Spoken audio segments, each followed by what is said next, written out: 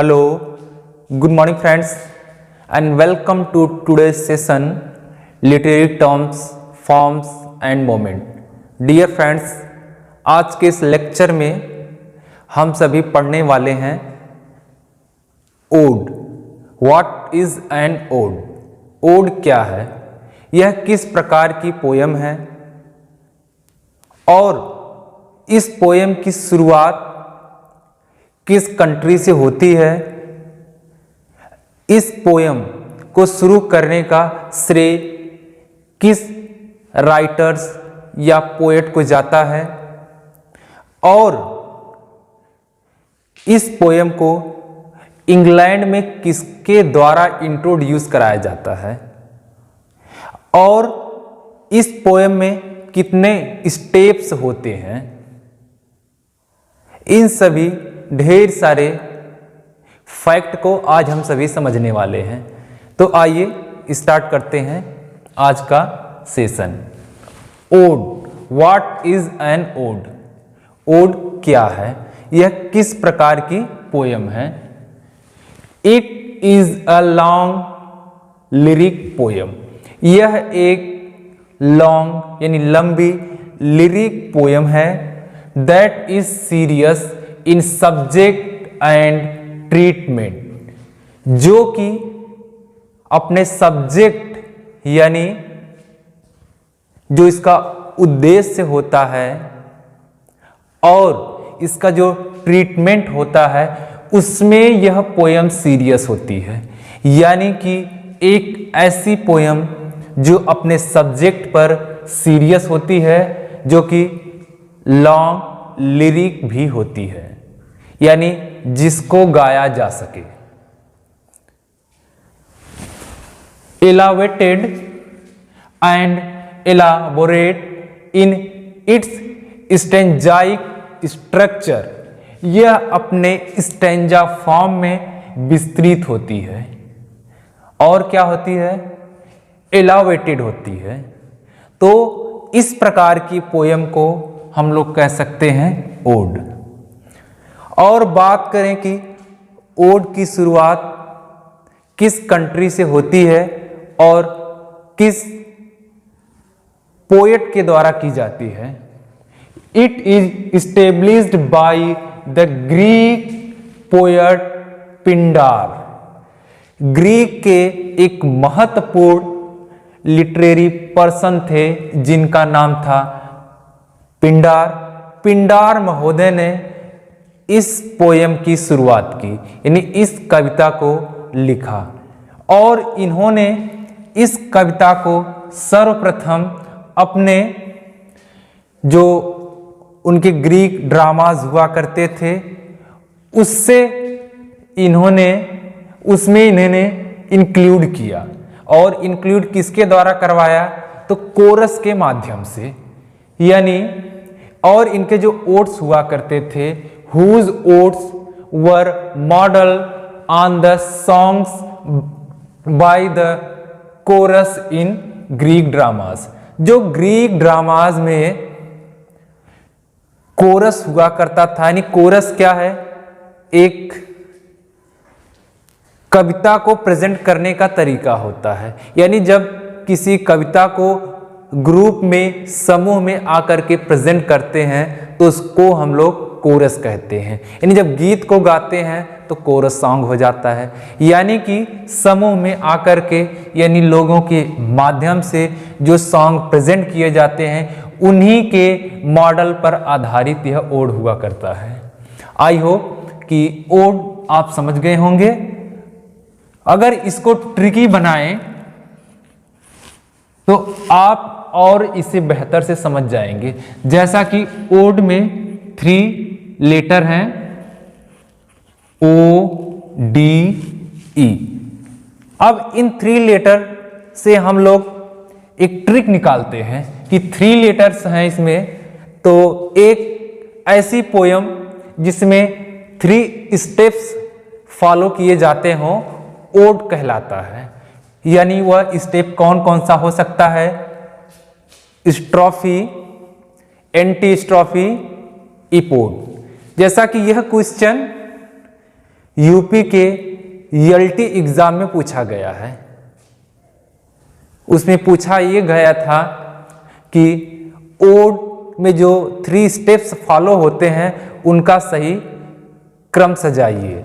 यानी उसमें एक करेक्ट ऑर्डर में दिया हुआ था और उसमें 3 ऑप्शन जो थे वह इनकरेक्ट ऑर्डर में थे। तो इस प्रकार से जो करेक्ट ऑर्डर है स्ट्रॉफी, एंट्री स्ट्रॉफी और इपोड, ये 3 स्टेप्स हैं जो कि पिंडारिक ओड या फिर इंग्लिश ओड में फॉलो किए जाते हैं। तो आइए आप समझते हैं ओड को। आई होप कि यह ट्रिक आपको समझ में आ गया होगा। और ये जो 3 स्टेप्स हैं इनका पैटर्न क्या है, आइए इसे समझते हैं। सपोज दैट मान लीजिए ये सिंगर्स का ग्रुप है, कुछ लोग यहाँ पर स्टैंड हुए हैं, कुछ लोग यहाँ पर और कुछ लोग यहाँ पर। तो इसको हम लोग लेफ्ट बोलेंगे, इसे राइट बोलेंगे और यह बीच का पार्ट होगा। यानी जब राइट से लेफ्ट के तरफ डांसिंग करते हुए और अपने रिदम को बनाते हुए जो सिंगर्स होते हैं, यदि दाहिने तरफ से बाएं तरफ जाते हैं तो इस स्टेप को हम लोग स्ट्रॉफी कहते हैं। क्या कहते हैं? स्ट्रॉफी कहते हैं। यानी कि moving in a dance rhythm to left, यानी कि किधर की तरफ घूमना? लेफ्ट की तरफ घूमना। किधर से? राइट से। तो इस स्टेप को हम लोग कौन सा स्टेप बोलेंगे? स्ट्रॉफी। और जस्ट इसी का अपोजिट होता है एंटी स्ट्रॉफी। एंटी स्ट्रॉफी क्या होता है? यानी कि लेफ्ट से राइट की तरफ मूव करना ड्यूरिंग डांस, यानी डांस करते हुए लेफ्ट से राइट की तरफ मूव करना, यानी कि moving to right the antistrophe, यानी कि दाहिने तरफ घूमना क्या कहलाता है? एंटी स्ट्रॉफी कहलाता है। और ये जो बीच का पार्ट होता है नहीं, जस्ट उसी स्थान पर स्टैंडिंग रहना इपोड कहलाता है। क्या कहलाता है? इपोड। यानी इपोड होता है स्टैंडिंग स्टिल। स्टैंडिंग स्टिल का मतलब होता है इपोड। तो इस तरह से 3 स्टेप्स ओड में फॉलो किए जाते हैं। एक बार फिर से क्विक रिवीजन लेते हैं कि ओड में कितने स्टेप फॉलो किए जाते हैं? 3 स्टेप। कितने स्टेप फॉलो किए जाते हैं? 3। पहला स्टेप होता है moving in dance rhythm to left, यानी कि किधर की तरफ घूमना? लेफ्ट की तरफ। और दूसरा स्टेप होता है मूविंग टू राइट, इसे बोला जाता है एंटी स्ट्रॉफी। और जो तीसरा होता है स्टेप होता है स्टैंडिंग स्टिल, वहीं पर खड़े रहना, स्टैंडिंग अवस्था में रहना क्या कहलाएगा? इपोड। तो यह 3 स्टेप्स हो गए। अब आइए समझते हैं कि ओड की शुरुआत किसने किया और ओड का नाम कैसे पड़ा। तो ओड का नाम ग्रीक के महत्वपूर्ण पोएट थे पिंडार महोदय। पिंडार के नाम पर इंग्लिश ओड को पिंडारिक ओड कहा जाने लगा। कौन सा ओड कहा जाने लगा? पिंडारिक।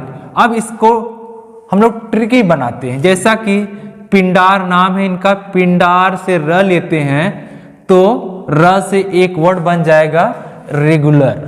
क्या बन जाएगा? रेगुलर। यानी कि इस पिंडारिक ओड को रेगुलर ओड भी कहा जाता है। रेगुलर ओड क्यों कहा जाता है? क्योंकि पिंडारिक ओड में और रेगुलर ओड में 3 स्टेप्स फॉलो किए जाते हैं, स्ट्रॉफी, एंटी स्ट्रॉफी और इपोड। इन 3 स्टेप्स के कारण इसे रेगुलर ओड की परिभाषा दी गई है, यानी इसे रेगुलर ओड के नाम से जाना गया है। और इन 3 स्टेप को एक और नाम दिया गया है स्ट्रोफिक ट्रायड। ट्राई यानी 3 से ही इसका रिलेशन होगा, यानी स्ट्रोफी ट्रायड का तात्पर्य किससे है? स्ट्रोफी, एंटीस्ट्रोफी और इपोड से। और बात करते हैं जो पिंडारिक महोदय थे, इन्होंने इस ओड को क्यों लिखा, किस चीज के लिए लिखा और किसके लिए लिखा? तो इन्होंने ओड को इसलिए लिखा क्योंकि जितने भी उस समय के इम्पोर्टेंट पर्सन थे, उनके जो वर्क अच्छे हुआ करते थे, चाहे खेल में, चाहे स्टडी में, किसी भी प्रकार का हो, अगर उनकी तारीफ करना है तो ओड लिखिए। यानी ओड को लिखने का श्रेय इसलिए जाता है क्योंकि जितने भी महत्वपूर्ण पर्सन हैं उनकी तारीफ हो सके, यानी उनकी तारीफ के लिए लिखा जाता है। तो ये बहुत ही महत्वपूर्ण फैक्ट है कि ओड किस लिए लिखा जाता है? तो प्रेज के लिए, ग्लोरीफाई के लिए। तो ये बहुत ही महत्वपूर्ण फैक्ट है। अब इसी ट्रिक को हम लोग आगे बढ़ाते हैं। पिंडारिक ओड को ही रेगुलर ओड कहा जाता है और इस फॉर्म को इंग्लैंड में बेन जॉनसन के द्वारा इंट्रोड्यूस करवाया जाता है। किसके द्वारा करवाया जाता है? बेन जॉनसन के द्वारा, जो कि एलिजाबेथन एज के महत्वपूर्ण लिटरेरी पर्सन थे और साथ ही साथ यह भी कहा जा सकता है कि विलियम शेक्सपियर के फ्रेंड भी हो सकते हैं। तो ये बहुत ही महत्वपूर्ण फैक्ट है। This form was introduced in England by Ben Jonson, यानी कि इस रेगुलर ओड को इंग्लैंड में किसके द्वारा इंट्रोड्यूस करवाया जाता है? तो बेन जॉनसन के द्वारा। अब इसी फॉर्म को, यानी जो रेगुलर ओड होगा, इसी रेगुलर ओड को जब 3 स्टेप्स फॉलो ना करके लिखा जाए तो उसको बोला जाएगा इरेगुलर ओड। यानी इरेगुलर ओड कैसा होता है? एक ऐसा ओड जिसमें 3 स्टेप्स, स्ट्रोफी, एंटी स्ट्रोफी, इपोड को फॉलो न किया जाए तो उस ओड को किस नाम से जानते हैं? Irregular ode. और इरेगुलर ओड को किसने इंट्रोड्यूस कराया? तो इरेगुलर ओड को अब्राहम कावले ने 1556 में इंट्रोड्यूस करवाया और अब्राहम कावले के नाम की वजह से इस ओड को कावले ओड के नाम से जाना गया है। किस नाम से जाना गया है? कावले ओड। और इस ओड की एक खासियत थी कि इस ओड में 3 स्टेप्स को फॉलो नहीं किया जाता था, लेकिन एक और ओड है जिसका नाम है होरेशियन ओड। होरेशियन ओड जो है, इसमें भी 3 स्टेप्स को फॉलो नहीं किया जाता है, जिसके कारण यह ओड पिंडारिक ओड से अलग हो गया। लेकिन तीनों में थोड़ा सा अंतर है कि पिंडारिक ओड में 3 स्टेप्स फॉलो किए जाते हैं और इरेगुलर ओड में इन 3 स्टेप्स को फॉलो नहीं किया जाता है, जबकि होरेशियन ओड जो होता है इसमें एक स्टेप फॉलो किया जाता है, उसका नाम है होमोस्ट्रोफी। कौन सा स्टेप फॉलो किया जाता है? होमोस्ट्रोफी। जैसा कि नाम से ही निकल सकता है कि होमो यानी होरेशियन ओड जो है, होरेशियन ओड में कौन सा स्टेप फॉलो किया जाता है? तो यस से आप लेटर को मैच करा लेंगे, यानी कि होरेशियन ओड में होमोस्ट्रोफी स्टेप को फॉलो किया जाता है और पिंडारिक ओड में 3 स्टेप्स फॉलो होते हैं और इरेगुलर ओड में इन 3 स्टेप्स या होमोस्ट्रोफी स्टेप को फॉलो नहीं किया जाता है। तो यह बहुत ही माइनर सा डिफरेंट है इन तीनों ओड्स के बीच में। अब आइए देखते हैं, पेंडारिक ओड्स वर एनकोमिस्टिक, जितने भी पेंडारिक ओड थे वह सभी ओड एनकोमिस्टिक ओड थे। They were written to praise and glorify someone, ये जितने भी पेंडारिक ओड थे वह किसी न किसी के प्रेज तारीफ के लिए एंड ग्लोरीफाई किसी न किसी के सम्मान के लिए लिखा जाने लगा था। तो इस प्रकार के ओड को हम लोग पेंडारिक ओड कहते थे। अब आइए जो नेक्स्ट ओड है उसको देखते हैं, होरेशियन ओड।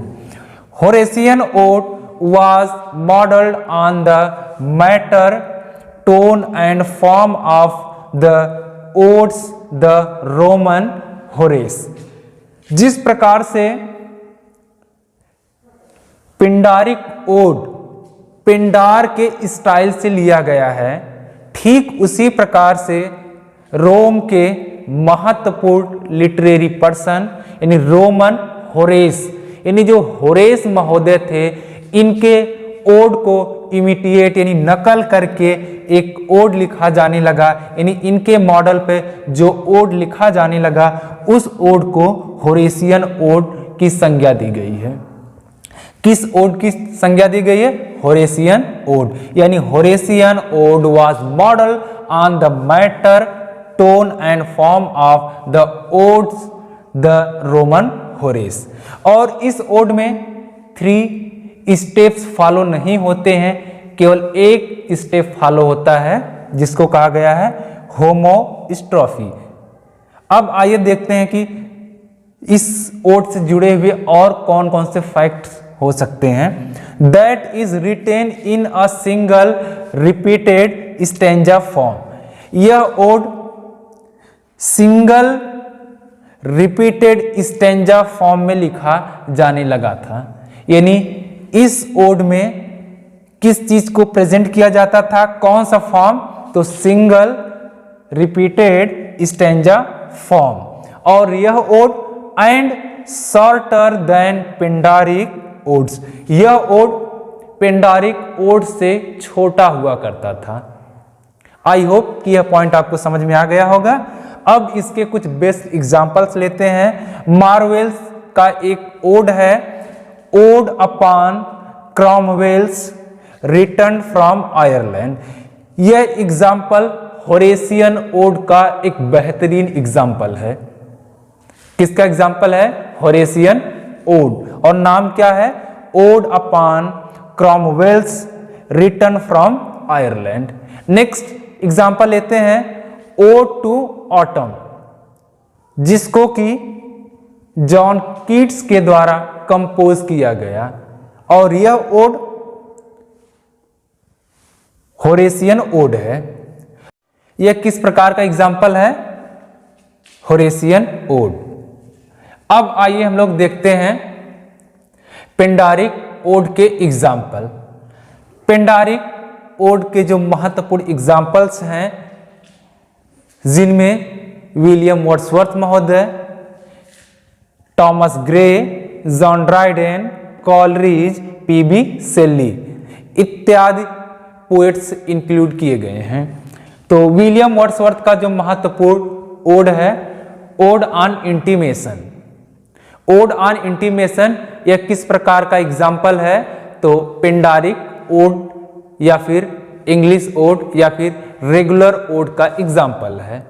नेक्स्ट है ओड टू ड्यूटी, यानी ओड ऑन इंटीमेशन और ओड टू ड्यूटी, यह 2 एग्जाम्पल पिंडारिक ओड या रेगुलर ओड के लिस्ट में शामिल है।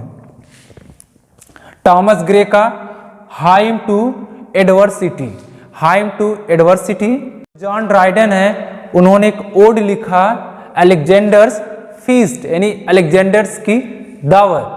तो यह महत्वपूर्ण वर्क किस लिस्ट में शामिल है या किस प्रकार का ओड है? तो रेगुलर ओड की लिस्ट में शामिल है। कॉलरिज का है rejection and ode, rejection and ode. और पीवी शेली का है O to the west wind, O to the west wind. यह किस प्रकार का ओड है? तो रेगुलर ओड या फिर पेंडारिक ओड या फिर इसी को इंग्लिश ओड भी कह सकते हैं। आई होप कि यह वीडियो आपको पसंद आया होगा। यदि यह वीडियो आपको पसंद आया है तो लाइक, कमेंट और शेयर करना ना भूलें। यदि इस प्रकार के वीडियोस आप चाहते हैं तो हमारे चैनल JNP Zone को सब्सक्राइब कर लें। Thank you so much, thank you.